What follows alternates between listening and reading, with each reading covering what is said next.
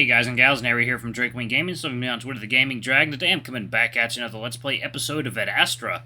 So y'all, without further ado, let's go ahead and jump right back in. Oh yeah, before that, I just want to let y'all know I'm an affiliate of Green Man Gaming. What that means is that there's going to be a link in the description of each video. That link is going to take you to the Green Man Gaming page. You're going to get discounts on all the latest and greatest games, and I'll get commission based on whatever y'all buy, as long as you click that link. And my lovely girlfriend Elle is an artist on FA and Twitter. I've got links in the description to her respective platforms if y'all are looking to throw some money at her to get some art commission. But anyway, y'all, let's go ahead and jump right back in, shall we? Alarm Chan, you are up. And let's go. February 20. Okay. Yep, I think this one is it. Okay. I assume it had something to do with not wanting the alliance to happen. Yeah. Nefru takes a deep breath and presses his face into the pillow, letting out a long groan. All I can say is don't trust him. Yeah, definitely not. I just don't really get what he's doing. Neither do I, and that's why you should stay away from him. Really? I thought you two, I don't know, talked and did stuff together? Which didn't shed any light on his motives. Considering the way our relationship has changed, I doubt I'll get any more information from him. Sure you can't just seduce him again? Nefru cracks a smile. Last time I tried that, he referred to me as a whore, which isn't exactly inaccurate. The doors open and a drone glides in, setting water down on the bedside table and fetching the bottles from behind the jackal's bed. Nefru watches it go morosely. I clear my throat, trying to distract him from the departing alcohol. I get what you mean, though. It seems like he favors one side, then the other. I don't get it. Nefru waves his paw. Best not to worry yourself with him and simply stay away. Amorphans are famous for their quirks and seemingly contradictive behavior. All right. I rub for a while longer, switching hands as my arm starts getting tired. I'm starting to think that the jackal has fallen asleep when he suddenly speaks again, jolting me out of my trance. We will be revealing our hand to Cassius tomorrow. With any luck, Amicus will be free by the end of the week. Oh. I'm surprised, finding that hard to take in. I knew this would be coming, but not too soon. How are we going to do that? Well, we have 3 pieces of information that can help us. The first is the footage from the 3rd trial. Hopefully that will be enough to convince Cassius to step down. Nefru suddenly shifts and slowly sits up, groaning again before reaching for the pitcher and glass of water. The second is the footage of Cato attacking me. I'd rather we not have to use that, but if Cassius isn't convinced by the first, then we may have to resort to it. Nefru drinks deeply from his glass, and I watch him pay impatiently as he drains the entire thing. And the third?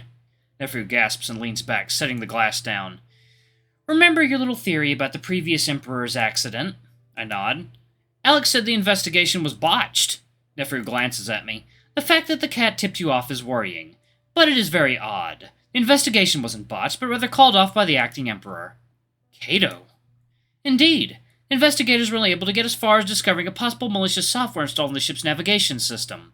Considering software has to be installed through a port, and the ship is heavily protected whenever outside the palace, the installation likely would have to have happened while inside the palace. So Cato. Nefru chuckles. More than likely, yes, but I don't understand why. Cato was good friends with the last Emperor, and as far as I can tell, he was supportive of his policies. Well, how people act on the outside doesn't really seem to matter much around here. Or anywhere. What convinced me of Cato's involvement, however, is the fact that every single investigator has gone missing since. What? I start to feel that icy fear in my chest again. If it is Cato, then he really is ruthless.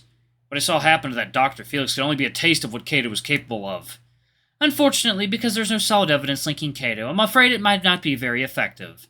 It could be another last resort, though. Anyway, would you like to go with Virginia to try and convince him with this information? Really? You've been trying to get me to stay out of the way for the past week. To keep you safe, but I've noticed that Cassius may have taken a liking to you as of late.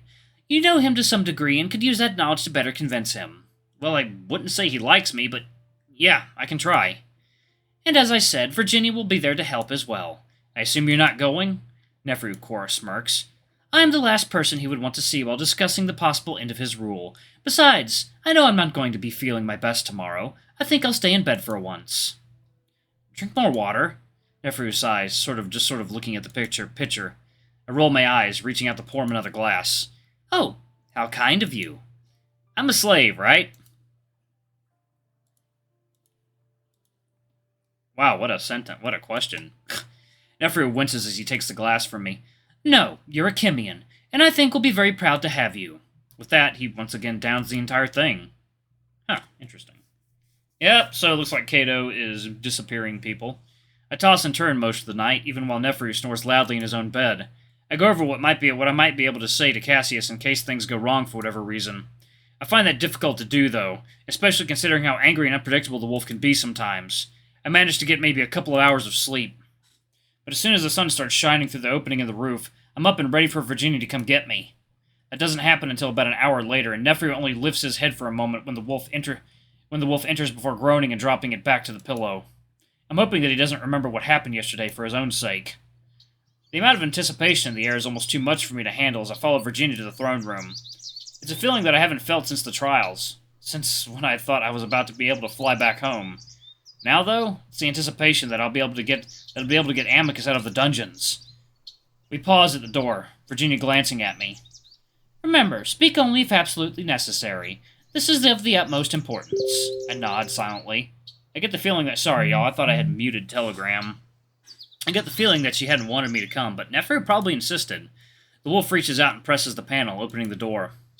I follow her in and immediately spot Cassius on his throne, still in his little booster seat, but there's someone else too.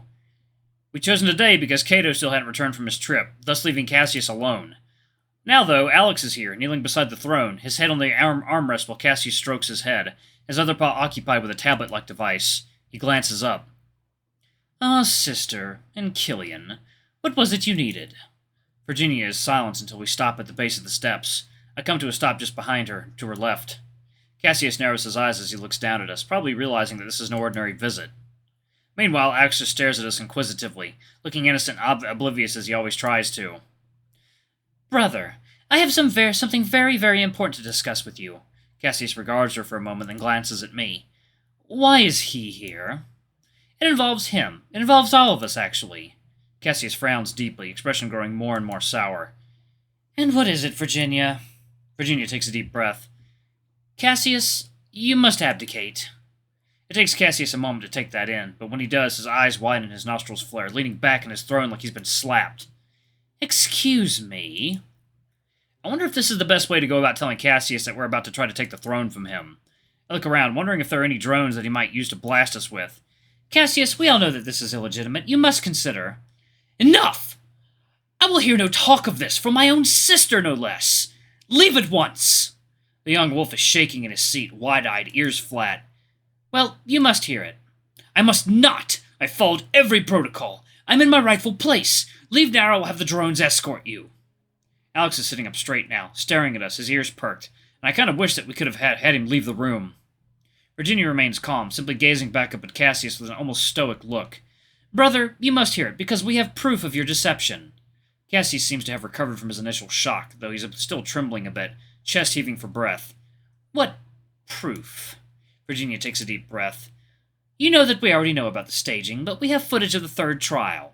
All of it. Cassius stays quiet, unsure of what to say. We have contacts in Adastra that will release it to the public tomorrow evening. Cassius swallows hard. I will close the news channels, then. Not only to the news channels, but in portable formats as well that may be copied and spread. You will not be able to stop all of it. Cassius opens his mouth and closes it, then opens it again, and closes it. He didn't see this coming at all.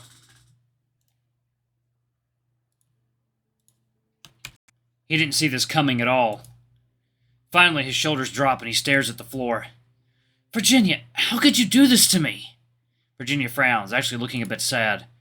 How could you take the throne in such a dishonest manner? Mother taught you better. Do not speak of Mother! Cassius's response is instant and angry before he deflates again. The sound stretches out for a while before Virginia speaks again. I know you, Cass. I know you're an honest, honorable wolf. I know you don't want the emperorship like this. Cassius goes on staring off into space.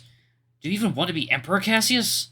Virginia looks sharply over at me, but I ignore her for now, looking right up at Cassius. He turns his gaze slowly to me. What sort of question is that? Remember when we saw the parents together? Cassius instantly bristles, his ears turning a deep red. You remember what they said, right? I don't remember. Sure. Anyway, you know what the parents think? You know what the parents think, what they want. One second, y'all. Sorry about that. Yeah, that telegram is now properly muted. Anyway. Sure. Anyway, you know what the parents think, what they want. Just listen to them. They only want what's best for this empire. Cassius closes his eyes, taking a deep breath. Why are you doing this to me? He says it quietly, and I'm not sure if he's talking to me, Virginia, or the both of us. Because we also want what's best for the Empire, Cassius, and that involves a legitimate emperor that rightfully sits upon the throne. I can't just abdicate. How many emperors have even done that? The humiliation would be too great. For the first time, I hear some resignation in Cassius's voice, and I actually do believe that he doesn't want this emperorship anymore. I jump in again. We can make up any story you want, Cassius. It doesn't have to be a shameful thing. We can make it seem honorable, even though I think it already is if you do step down. Again, Cassius is silent. I can only imagine all the things that are going through his head right now. He knows that the release of the footage will destroy his image, cause unrest, probably to the point that he'd never be able to recover if he remained on the throne. He already knows that he's been beaten. Alex, meanwhile, continues to sit at his side, just staring at the two of us. I'm surprised he hasn't said anything at all, and again, I'm not sure whose side he's on. Also, you need to demote Cato from advisor. Otherwise, he will become acting emperor again. Cassius looks sharply at us. We know he's behind all this, that you're a puppet, Cassius. Cassius bristles and Virginia shoots me another warning look. But you're still the emperor. You have complete power over your advisor. You can easily cut those strings. Cassius looks about ready to say something, to protest, but again he slumps down, just glaring at his knees. That would automatically make Amicus emperor. It's not a question, just a defeated statement. We don't say anything. I suppose he was always destined to be that. I was a fool to think I could make this work. Virginia's ears perk up, and I feel a swooping feeling in my chest like I just missed a step. Alex just looks up at Cassius, frowning. Cassius shakes his head. I'll need to think. You said tomorrow evening. The 14th hour. Cassius sighs, then nods. I see. I'll make an announcement tomorrow after breakfast. I need to meditate. Certainly. Cassius drops his paw to his lap and picks up the glass tablet again, and just like that, we're dismissed. As Virginia turns to go, I quickly speak up. Cassius, can I see Amicus again? He rolls his eyes. Gods, yes, in fact... He looks up at the ceiling. Said Killian's access to the dungeons is unrestricted. He'll be free by tomorrow anyway, I'm sure. Thank you. I bow because it feels like the right thing to do, but Cassius only grunts in response. I then quickly follow Virginia out into the hallway, almost skipping with relief and excitement. Holy shit, that was easy! I whisper to the she-wolf as she maintains that stoic look. It really was, wasn't it? It seems that Cassius isn't enjoying his position on the throne after all. Did he think it would be that easy? I think he never looked past beating Amicus. Now that he has, well... I shake my head. If that was his only reason, then he deserves this.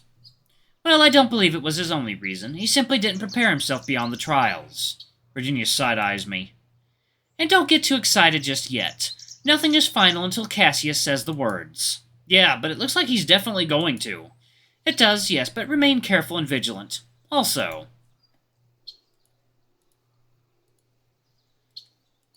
Virginia pauses as we reach a branch in the hallway where we would part ways so that I can go to the dungeons. I stop and look up at her, stepping from one foot to the other, eager to tell Amicus the news. You've noted my loyalty to Amicus over the past week, yes? Yeah? At the very least, this would be deserving of some kind of official position, don't you think? You want to be chief advisor, right? Yes, and you are very close to him. I'll get him to make it happen. The wolf almost looks shocked. I don't know why, though. I had assumed this was always part of the plan. Thank you, Killian. Of course. I'll see you later today. I leave the wolf standing there, trying not to walk too fast on the way to the dungeons. Amicus is shocked when I tell him the news, obviously, but like Virginia, he tells me to stay cautious. Anything can happen between now and when Cassius makes the announcement, and we're definitely not guaranteed an abdication during said announcement. Either way, I promise Amicus to come back down first thing in the morning to tell him the news. I leave in good spirits and catch Amicus's tail wagging more than it usually does. We might actually be at the end of this nightmare. Oh, I don't think so, you poor, sweet summer child. Killian. Huh? I stare at the ceiling, wondering for a moment where I am. Killian, your presence is requested at breakfast. What? I try to focus, the memories of last night slowly coming back to me. I'd returned to Virginia and Nefru having a drink to celebrate our tentative victory. I joined them, and maybe I had too much. It's a bit blurry, but the splitting headache is evidence enough. I remember that calm woke me up. Wait, breakfast? Yes, your presence is requested immediately. I hadn't had breakfast with the family since Amicus was imprisoned. Why would they request me now? That gets me nervous, knowing what's about to happen today. I look over to once again see Nefru sleeping in his bed, his fur uncharacteristically mussed up, just like yesterday morning. Quickly, I jump out of bed, throwing on my robes and trying to straighten out my hair as I hurry out and towards the dining room. I wonder if maybe Amicus is already out of the dungeons. Maybe he's the one requesting my presence. But as I reach the door, I realize that's not the case. Oh, my God. Virginia, Cassius, and Cato sit on the beds while Alex kneels in front of Cassius. As I walk in, I can immediately tell that something's off. The air is tense. I come to a gradual stop, unsure of what to do as the rest of them glance up at me. Ah, is that Killian? How nice of you to join us. Would you care to serve us our food and drink, please? Something is very wrong here. Did Cassius tell Cato about what happened? There's not much else I can do except walk over to kneel beside Alex, reaching out to begin serving the wolves. It's completely silent as all of them just watch me fumbling around with the food. Finally, Virginia breaks the silence. Cato, is there a reason you called us all to breakfast? Cato turns his head in Virginia's direction. Can't I enjoy a meal with the royal siblings? I simply wanted to discuss my trip with you. Oh, I see. It's just been so long that since we've had a scheduled breakfast. It may be a good habit to get back into, wouldn't you agree, Emperor Cassius? Oh, yes, definitely, Cato. How was your trip? Wonderful. I had the pleasure of visiting Adrote.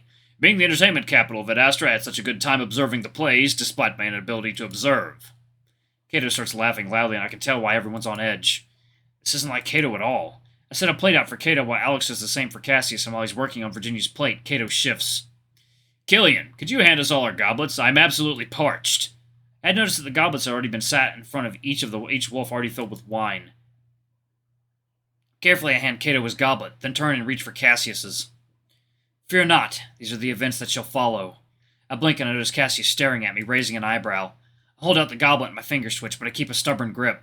I shake my head and push the goblet into his paw. I'm about to grab Virginia's, but Alex had already finished her plate and hands her goblet as well. For a while, the wolves eat and drink in silence.